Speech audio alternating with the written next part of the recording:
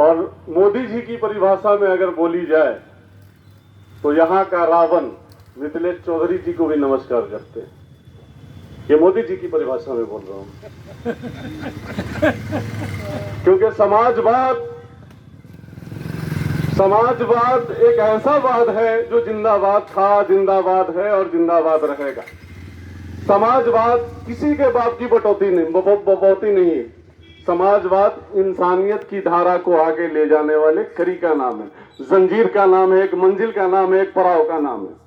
समाजवाद स्टार्ट होता है, अनंता समाजवाद में खत्म होता है। ये दुनिया समाजवाद है, बिना समाज के ये दुनिया नहीं चल सकती है, क्योंकि समाज इस दुनिया की कसौटी है, पड़ाव है, सफर है।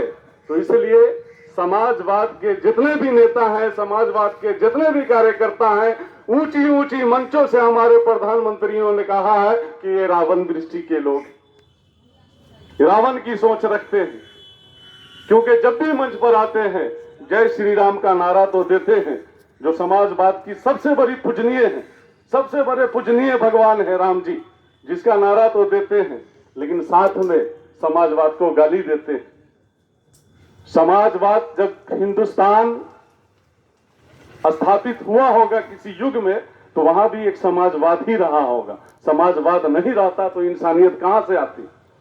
समाजवाद और इंसानियत के बीच का जो रिश्ता है वही हम आपको आज तक जिंदा रखा है।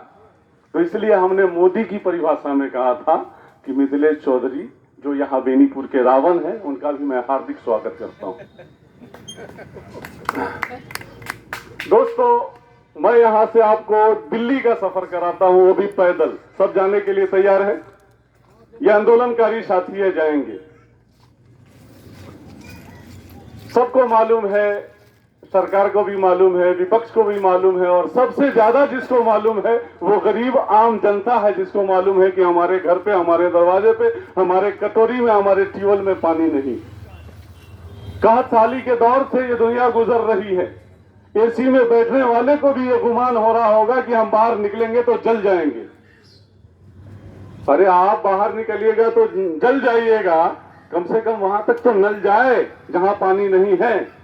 तो जो शिक्षित व्यक्ति, सबको मालूम है कि प्रधानमंत्री अशिक्षित है, उन्होंने फर्जी डिग्री दिखाई थी, किसी भी तरह एक सोच ऐसी थी जो एक ताकत दी, उस ताकत के बल पर देश के प्रधानमंत्री बन गए। लेकिन भली बात ही जानते तो सब है कि अशिक्षित है।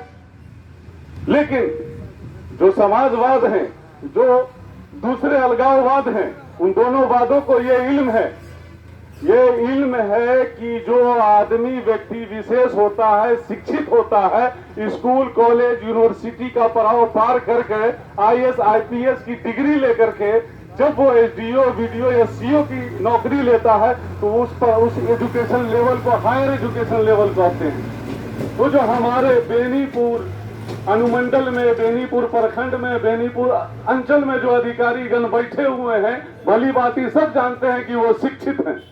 तो शिक्षित का काम क्या है? शिक्षित का काम ये होता है कि हम समाज के हर वर्ग को ये स्टडी करें। हमारा जो भूगोल है बेनीपुर का, इस भूगोल की स्टडी करें और देखें कि यहाँ किस चीज की कमी है।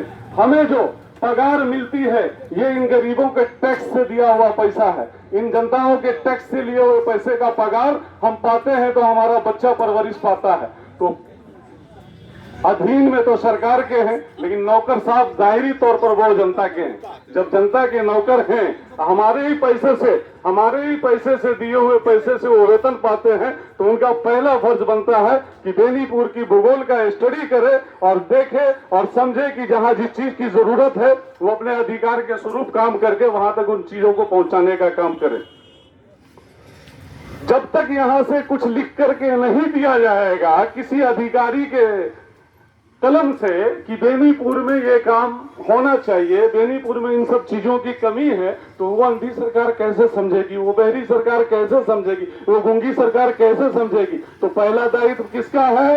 पहला दायित्व हमारे अनुमंडल, हमारे अंचल, हमारे प्रखंड के उच्च अधिकारियों का है कि वो भूगोल की स्टडी करके इन नोटिफिकेशन को वहां तक जारी करे और पहली फुर्सत में जो सुखाड़ की मांग है बेनीपुर के बारे में, वो सुखाड़ को पूरा करे।